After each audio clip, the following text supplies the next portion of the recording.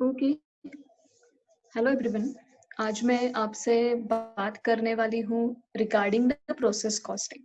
सो basically मैंने बहुत बार देखा है कि when it comes to process costing आधे तो लोग उसको ऑप्शन को छोड़कर चले जाते हैं, या आधे जो लोग हैं वो पढ़ते तो है problem, but they just think okay ये मेरी बस की बात नहीं है, चलो छोड़ देते हैं। सो बेसिकली आज मैंने सोचा कि let's talk about the process costing first, और जो आपके मन में डर बैठा है उससे उस डर को हम हटा देते हैं। So process costing always start with the travel of raw material to become the finish goods. मतलब जब भी कभी हम एफजी हाथ में पकड़ते हैं, कौन सा भी, अभी मैंने ये एक इंक पेन हाथ में पकड़ा है, so when I am looking at this ink pen, मेरे ये चीज ध्यान में आनी चाहिए कि ये इंक पेन पूरा बनने से पहले हमने या इस कंपनी ने बहुत सारे रॉ मटेरियल्स यूज किए हैं। टू अंडरस्टैंड मैंने बहुत ही सिंप्लीफाई मैं करती हूँ कि चलो मान लो कि वो कंपनी सिर्फ असेंबल कर रही है। So for that assembly what are the raw material? ये एक इंक रिफिल है, ये पॉइंटर है इंक पेन का, ये उस पर एक क्या बोल सकते हैं, एक होल्डर हमने लगा दिया, and finally I am putting the cap on it. So when we are assembling, at the start of assembling the pen, जब हमारे कंपनी में ये सारे पार्ट्स अलग अलग आएंगे, उसको हम कहेंगे raw material. So when I will start assembling it, अगर ऐसा हो गया कि at the end of the day हमने सिर्फ इतना ही असेंबल किया, वी जस्ट डे खत्म हो गया इसलिए हमने ये होल्डर भी नहीं लगाया और ये कैप भी नहीं लगाया, तो ये जो पेन है we can not sell this as it is in the market. So ये जो काम हुआ है वो आधा ही काम हुआ है, सो इसलिए हम इस आधे काम को कहेंगे वर्क इन प्रोग्रेस। बट ऐसे भी कई इंक पेन होंगे जिस पर पूरा का पूरा होल्डर लगाया हुआ है, जिस पर ये कैप हमने लगाई है, तो उसको हम कहेंगे FG. So process costing is nothing but to understand the process and evaluation and evaluating the amount. Okay, so इसमें कोई डरने की बात नहीं है। Let's understand the process costing with the help of problem. पहली बात तो मैं ये प्रॉब्लम पढ़ती हूँ and then we will try to solve it. क्या है इस प्रॉब्लम में, देखते हैं। AB Limited is engaged in the process engineering industry. During the month October 2007, 2000 units were introduced in a process। से बहुत सारी प्रोसेस है, उस एक प्रोसेस का नाम उन्होंने प्रोसेस X ऐसे रखा है, and the normal loss is estimated at 5% of unit. Students please always note down, जब भी आपको कोई information आती है तो उसको हमेशा underline करना। At the end of the month, 1400 units had been produced and transferred to process Y. इसका मतलब यहाँ ऐसे होता है कि at the end of the process X हमारे पास 1400 कंप्लीट यूनिट्स है। मतलब जो भी कुछ प्रोसेस एक्स में हम काम करते हैं वो काम हो चुका है, कितने यूनिट्स पर? 1400 यूनिट्स पर, और वो हमने नेक्स्ट प्रोसेस को भेज दिए। 460 वर इनकम्प्लीट यूनिट्स, मतलब जैसे मैंने आपको पहले बताया कि 460 यूनिट्स कैसे है, इनकम्प्लीट है, ऐसे है, right? Those are not fully processed, those are called WIP, and 140 units had been scrapped at the end of the process. The incomplete units reached the following degree of completion. एक काम करते हैं, अगला कुछ पढ़ने से पहले ये जो क्वांटिटी के बारे में बहुत सारी इंफॉर्मेशन हमें यहाँ पे बताई गई, ये क्या है ये नोट डाउन करते हैं। ओके, चलो क्वांटिटी के बारे में देखते हैं। पहली बार उन्होंने बताया कि 1400 यूनिट्स वर डिस्पैच्ड। कब? जब 2000 यूनिट्स का इंट्रोडक्शन हुआ इस प्रोसेस में। मतलब आई कैन से कि थोड़ा मैं नीचे कर रही हूँ screen. So I can say when input of 2000 units, मुझे इसमें से क्या क्या मिला? We got around 1400 units which are transferred to process Y. So particular में यहाँ पे मैं लिख रही हूँ introduced, कितने 2000 units introduced and out of which transferred to process Y. कितने हैं? 1400 units, right? और इसके साथ साथ हमें पहली ही लाइन में दिया है कि the normal loss is 5% of the input. यहाँ हमेशा ध्यान दीजिए, the normal loss is 5% of input. So यहाँ पे मैं लिख रही हूँ नॉर्मल लॉस एट 5%। कैसे निकालेंगे? 2000 इंटू 5%, मतलब नॉर्मल लॉस आया आपका 100। लेकिन उसके साथ साथ एक और भी इंफॉर्मेशन है कि टोटल 140 यूनिट्स आर स्क्रैप्ड। मतलब उस 140 यूनिट्स में 100 था नॉर्मल लॉस। इसका मतलब है जो बैलेंसिंग 40 यूनिट्स है वो क्या है? Yes, you guessed it right, वो है abnormal loss। मतलब 140 minus 100 comes to 40 which is nothing but the abnormal loss। ऐसे कुल मिला के 140 यूनिट्स स्क्रैप्ड हो चुके हैं। And then we have also information about closing WIP। जो इनकम्प्लीट प्रोडक्शन है वो है 460 यूनिट का। अभी आप देख सकते हो कि हमने इस 2000 यूनिट्स का पूरा लेखा जोखा बना दिया। When if I am taking the total of the output how we have derived it, वो भी 2000 है और इनपुट की भी टोटल 2000 है। मतलब here we come to know कि 2000 में से 1400 नेक्स्ट प्रोसेस को गए, 100 का नॉर्मल लॉस हुआ, 40 एबनॉर्मल लॉस है और 460 जो है वो हमारा क्लोजिंग WIP है। तो यहाँ तक क्वांटिटी इंफॉर्मेशन टैली हो गई, क्लियर हो गई। ऑलवेज रिमेम्बर गाइज, कॉस्टिंग में हमेशा टेबल बहुत क्लियर एंड क्रिस्टल बना। जैसे आपके इंफॉर्मेटिव टेबल्स रहेंगे उतना ही आपको प्रॉब्लम सॉल्व करना बहुत ही इजी हो जाएगा। नाउ मुझे ऐसा लगता है कि ये पहला पैरा तो आपका बहुत ही अच्छी तरह से आपने समझ लिया, क्योंकि हमने ये नीचे अच्छा वाला टेबल बना दिया, right? Now let's read further information. The incomplete units reached the following degree of completion। मतलब we are clear कि अभी वो बात कर रहे हैं इस क्लोजिंग WIP के बारे में जो इनकम्प्लीट है। किस हद तक वो इनकम्प्लीट है? तो मटेरियल का काम है वो 75% तक हुआ है, लेबर का काम भी 50% तक हुआ है, जो ओवरहेड्स लगते हैं वो भी 50% तक हमने यूटिलाइज कर लिए हैं। Now the further information is Following are the further details regarding process X। जब 2000 यूनिट्स इंट्रोड्यूस हुए प्रोसेस X में, तो 2000 यूनिट्स की कॉस्ट थी, मतलब इनपुट की कॉस्ट थी 58,000। उस पर कुछ एडिशनल मटेरियल भी हमने यूज किया, उस कंपनी ने यूज किया फॉर अराउंड 14,400 का। डायरेक्ट लेबर की कॉस्ट इनकर हुई 33,400। देन कुछ ओवरहेड्स भी हमने इनकर किए 16,700। और जो स्क्रैप था, मतलब जो हमारा नॉर्मल लॉस है, जो स्क्रैप था वो 10 रुपीज पर यूनिट को बेच दिया।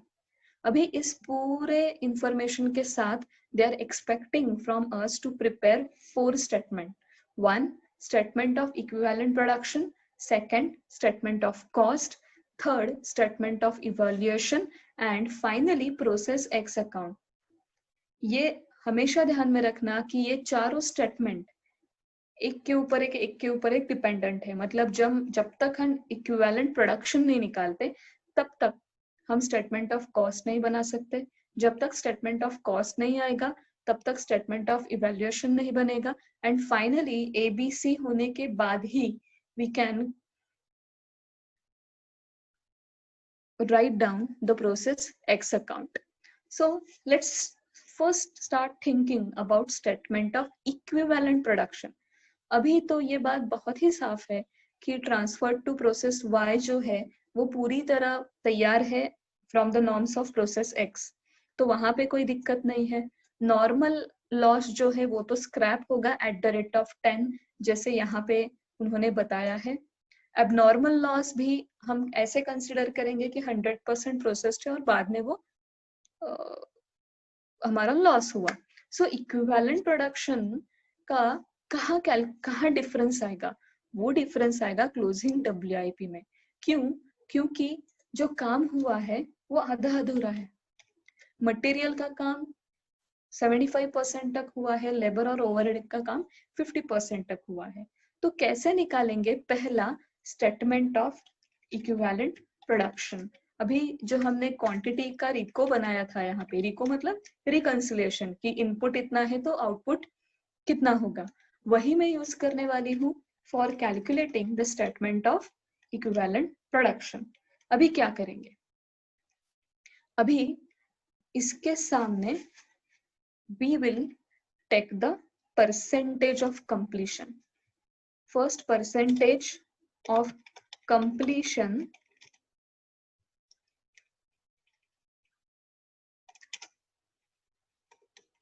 for material. मतलब मटेरियल का भी हमें रेट मिला है, so I will take the percentage of completion for the material. उसके आगे मैं लिखूंगी इक्विवेलेंट यूनिट्स फॉर मटेरियल्स। मतलब यहाँ पे आएंगे equivalent units for material.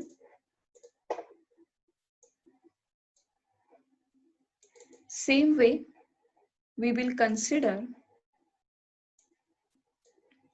percentage of completion, but this time for labor and overheads। दोनों साथ क्यों ले रहे हैं मैडम? क्योंकि दोनों का रेट सेम ही है, 50% 50%। सो अगर आपको अलग अलग दिखाना है तो you just have to make 3 different columns, but जैसे रेट सेम है इसलिए मैं वही ले रही हूँ। Then we will write equivalent units for labor and overheads। Okay, तो अभी क्या करना है जी? देखिए 1400 यूनिट्स जो Y को ट्रांसफर हुआ है उस पे तो मटेरियल 100% यूटिलाइज हुआ है। सेम वे लेबर और ओवरहेड्स का पूरा काम हुआ है। मतलब इक्विवेलेंट यूनिट्स कैसे निकालेंगे? सिंपल जी, output into percentage. So material का कॉस्ट पर यूनिट कॉस्ट जब निकालेंगे तब ये 1400 पूरे कंसिडर होंगे। Same way labour and overheads का भी जब निकालेंगे रेट तब भी ये 100% पूरे कंसिडर होंगे। अभी नॉर्मल लॉस तो है, उस पर कुछ काम नहीं होगा क्योंकि वो डायरेक्टली स्क्रैप हो जाएंगे। यूनिट्स आए और वो स्क्रैप्ड हो गए as expected at the rate of 5%। लेकिन जो एबनॉर्मल लॉस है विच वाज नॉट एक्सपेक्टेड, वो आया पूरा काम करने के बाद। वो एक्सपेक्टेड ही नहीं था। जब प्रोसेस चल रही थी, जब हुई प्रोसेस, तभी हमें पता चला कि okay we have lost few goods. Same way में कर रही हूँ आउटपुट इनटू 100%। सो ये एबनॉर्मल लॉस का भी इक्विवेलेंट प्रोडक्शन हमें मिल गया।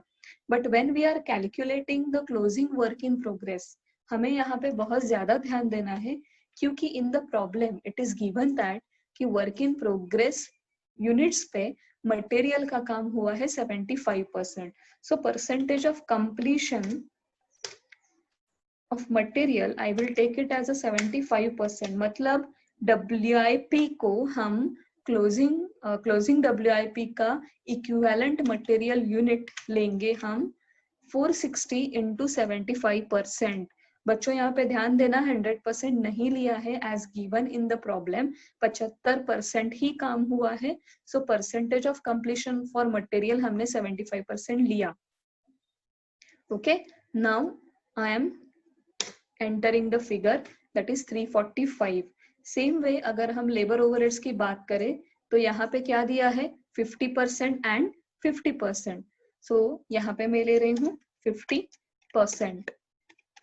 सो कितना आया 460 comes to 230. So now let's take the total. So equivalent units of material I 1785 or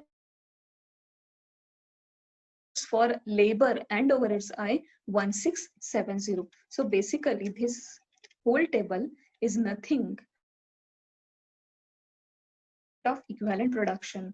मतलब देखने के लिए तो पूरा प्रोडक्शन हुआ 1400 का, बट जब हमने उसका कंप्लीशन स्टेज के बारे में सोचा, कितना कंप्लीट हुआ है सोचा, तो एक्चुअली हमने काम किया है, if we think from for only material, हमने काम किया है 1785 यूनिट्स पे, और if we think for a labor and overheads point of view, we have worked on around 1670 units. Okay, now is about preparation of statement of cost. तो statement of cost कैसे निकालेंगे? statement of cost हम निकालेंगे दो तरह से, एक तो total cost निकालेंगे और दूसरा equivalent units जो हमने इस्तेमाल किए हैं उसका यूज करके cost पर unit भी निकालेंगे। Now पहले तो मैं यहाँ पे लेती हूँ particulars, particulars के बाद आएंगी cost। चलो मैं थोड़ा यहाँ पे शिफ्ट कर लेती हूँ। उसके बाद आएंगे equivalent units and finally cost per unit. अभी जब हम इक्विवेलेंट कॉस्ट निकाल ही रहे हैं तो हमें याद रहना चाहिए कि व्हेन 2000 यूनिट्स वर इंट्रोड्यूस्ड उसकी कॉस्ट थी 58,000। So let's first calculate the material cost, total material cost and material cost per unit. So cost of 2000 units जब हमने एज ए इनपुट डाले तो उसकी कॉस्ट थी 58,000। उसके साथ साथ एडिशनल मटेरियल भी कुछ, एडिशनल मटेरियल भी कुछ यूज किया, उसकी cost I 14,400। So basically total cost is around 72,400। But बच्चों यहाँ पे ध्यान देना है हमें कि हमारा नॉर्मल लॉस जो 100 यूनिट का था उसकी स्क्रैप्ड वैल्यू है 10 रुपीज पर ईच। मतलब इस कॉस्ट में से हमें निकालना पड़ेगा नॉर्मल लॉस, जो कि हम हमेशा एडजस्ट करते हैं मटेरियल कॉस्ट से। सो नॉर्मल जो है 100 यूनिट्स का और स्क्रैप किया at 10 rupees, and finally we will have net material cost। तो net material cost कितनी आ गई 72,400 minus 1,000 comes to 71,400। ये होने के बाद we are aware कि labor cost जो है हमारी वो कितनी दी है यहाँ पे, labor cost is 33,400। चलो लिख देते हैं यहाँ पे 33,400। उसके बाद है ओवरहेड कॉस्ट। ओवरहेड कॉस्ट क्या है भाई, ओवरहेड कॉस्ट है 16,000, लिख देते हैं 16,700। मतलब total cost, can we calculate the total cost? Yes of course we can calculate the total cost. यहाँ पे हम लिख देते हैं total material cost to just segregate. So total cost हमारी आ गई net material cost plus labour cost plus overhead cost. Fine, we are done with the cost of each element, but we are still have not calculated cost per unit. अब क्या होगा, ये B के लिए हम ए का भी डेटा इस्तेमाल करेंगे. Statement showing cost of each element is asked as A B, right. So इसके लिए हमने जो इक्विवेलेंट प्रोडक्शन निकाला है उसका भी हम इस्तेमाल करेंगे. और वो कैसे करेंगे बच्चों? सिंपल. न्यू मटेरियल कॉस्ट मतलब टोटल मटेरियल कॉस्ट जो है वो आई है 71,400, लेकिन एक्चुअली काम कितना हुआ फैक्ट्री में? It's only of 1785. So let's call the same units over here. So मैंने 1785 equivalent units लिए. Now I can easily calculate the cost per unit. So cost per unit क्या आ गई बच्चों? 40 rupees. Let's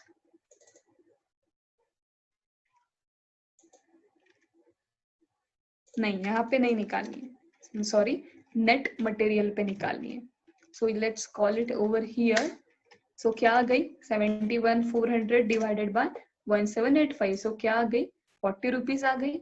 labour cost, labour का काम कितना हुआ है? 1670 यूनिट का. Again let's calculate. 20 per unit आ गई. एंड सेम वे ओवरहेड्स का भी काम 1670 तक ही हुआ है. सो 1670 हमने कॉल किया इस सेल पे एंड द पर यूनिट कॉस्ट इज 10. सो जो भी कुछ काम हुआ है उसका रेट हमें मिला 40 in case of material, 20 per unit in case of labour and overheads का 10 रुपीज पर यूनिट. तो ये तो हो गया कॉस्ट इवैल्यूएशन. इसके बाद क्या पूछा है उन्होंने? Statement of evaluation. चलो बनाते हैं स्टेटमेंट ऑफ इवैल्यूएशन. कैसे बनाएंगे? 3 चीजों के लिए बनाएंगे. एक तो यूनिट ट्रांसफर, दूसरा है एबनॉर्मल लॉस और तीसरा है closing WIP. Madam normal loss के लिए क्यों नहीं बनाएंगे? वो तो स्क्रैप रेट ऑलरेडी दिया है. तो स्टेटमेंट ऑफ इवैल्यूएशन अभी बनाते हैं. अभी तो बहुत ही इजी टास्क है हमारे लिए क्योंकि the data is very much ready. तो we will take first heading like particulars, elements, equivalent production and cost per unit and then total cost. अभी तो आप जान ही चुके होंगे कि whatever we have calculated in A B we are going to as it is used in this. So first let's calculate the cost of unit transferred to Y.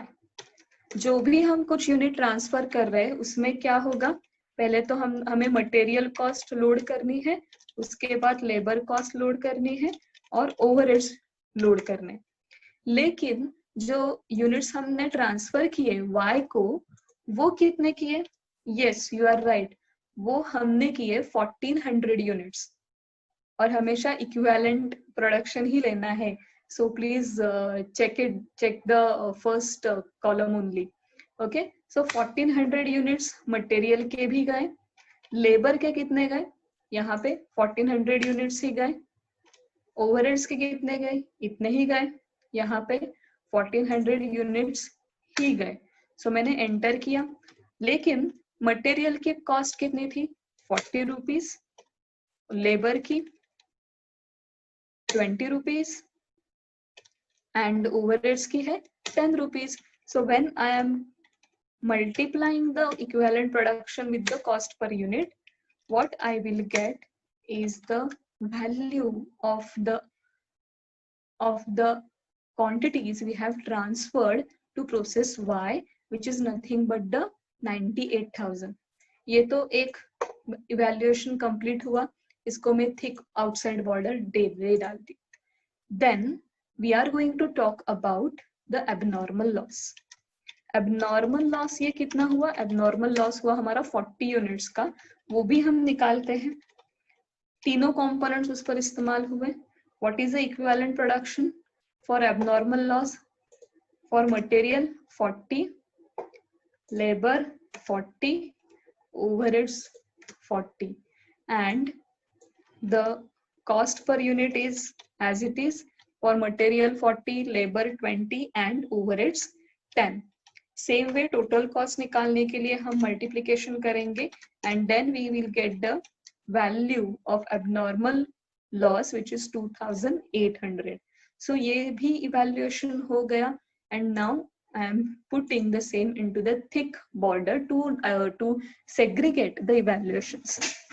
And finally we have the evaluation of the closing stock. वो भी किसका है बच्चों? WIP का.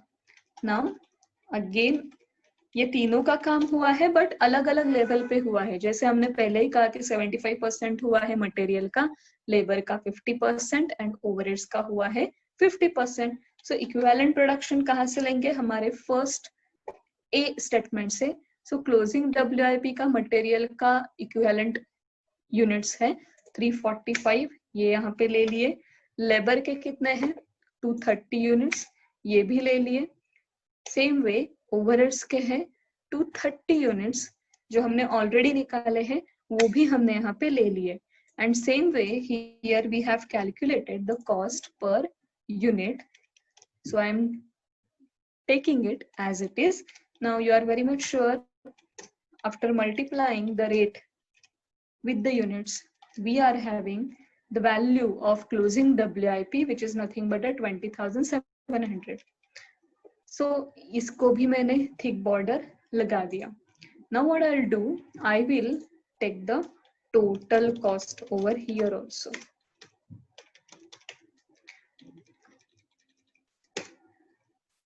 $121,500 and you will come to know that statement B's total cost is exactly matching with statement C's total cost. So यहाँ पे आपको पता चलता है कि okay, I have not made any error. जितना अब तक सॉल्व किया है उतने तो मार्क्स मुझे पक्के मिलने वाले हैं. So it is also necessary to boost your confidence when you are solving any paper. जब आपको ऐसे कॉन्फिडेंस आता है अरे यार मैं जो सॉल्व कर रही हूँ ना वो सही है, तभी आप आगे का पेपर अच्छे कॉन्फिडेंस के साथ, अच्छे मोटिवेशन के साथ सॉल्व कर सकते हो. And now we are heading towards the last requirement जो हमें पूछा है, प्रोसेस एक्स अकाउंट. अभी तो ये तो इतनी आसान चीज हो गई आपके लिए कि आपका क्रेडिट साइड भी पूरा रेडी है, आपका debit side as it is यहाँ पे दिया हुआ है. You have to just mention it. इतना ही काम अभी हमारा बाकी है. कैसे करेंगे? First, let's prepare it. Proforma हमने प्रिपेयर कर दिया, am I right? अभी हम रिकॉर्ड करेंगे. जैसे हमें पता है कि डेबिट को हम सारे एक्सपेंडिचर लिखते हैं, सो पहले लिखेंगे यहाँ पे यूनिट्स इंट्रोड्यूस्ड और उसकी कॉस्ट. यूनिट्स तो इंट्रोड्यूस हो गए 2000 एंड उसकी कॉस्ट है 58,000. उसके साथ साथ हमें ये भी पता है कुछ एडिशनल मटेरियल भी यहाँ पे यूज हुआ. वो एडिशनल मटेरियल कितना यूज हुआ? इट्स रफली अराउंड 14,400. देन लेबर कॉस्ट भी हमने कुछ इनकर किया. लेबर कॉस्ट जो इनकर हुई वो हुई 13,400 की. Okay, and then overhead cost भी है और वो ओवरहेड्स कॉस्ट कितनी है? 16,700. सो यहाँ तक तो डेबिट साइड पूरा कंप्लीट हुआ. जो जो हमने इनकर किया प्रोसेस एक्स में वो लिख दिया.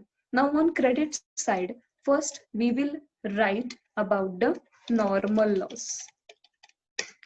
जब 2000 यूनिट्स इंट्रोड्यूस किए तो क्वांटिटी में नॉर्मल लॉस हुआ था 100 यूनिट्स का, जिसका रियलाइजेशन होगा 100 into 10,000. उसके बाद we will write about the abnormal loss. Abnormal loss हुआ है 40 यूनिट्स का, हमें पता है. और इवैल्यूएशन एबनॉर्मल लॉस की वैल्यू क्या है? Guys please look at the statement C.